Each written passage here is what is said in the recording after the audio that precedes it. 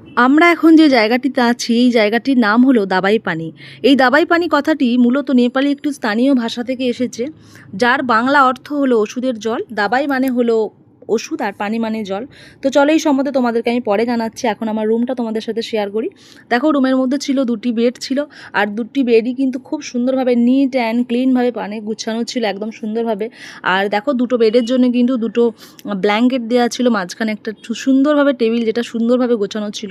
তো তারপর দেখে এখানে বেডের পাশেই ছিল একটি উইন্ডো, আর উইন্ডোতে খুব সুন্দরভাবে কিন্তু কার্টেন দিয়ে সাজানো ছিল। আর এখানে একটি নোংরা ফেলার একটি ডাস্টবিন ছিল।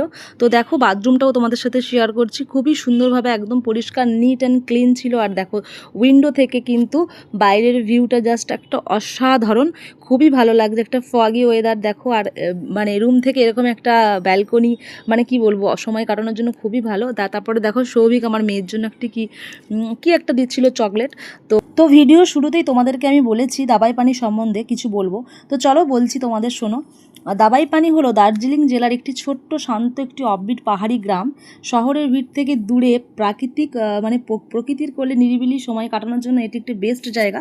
তো ধারণা করা হয় যে ওই অঞ্চলে এমন একটি প্রাকৃতিক ঝর্ণা বা জলের উৎস ছিল যেগুলি মানুষের জন্য খুবই মানে স্বাস্থ্যকর আর আরোগ্যদায়ক বলে ওরা মনে করতো। তো সেই জন্যই এই জায়গাটির নাম হয়েছে দাবাই পানি। পাখির ডাক, কুয়াশা, ঠান্ডা হাওয়া, শহরের কোলাহল থেকে মুক্ত একটি পরিবেশ, মানে একদম অসাধারণ। এখানে তো আর মানে কি বলবো, কোনো কথাই হবে না, জাস্ট একটা অসাধারণ জায়গা ছিল। তো তারপর দেখো সবারই কিন্তু খুব খিদে পেয়ে গিয়েছিল, লাঞ্চের টাইমও হয়ে গেছিলো।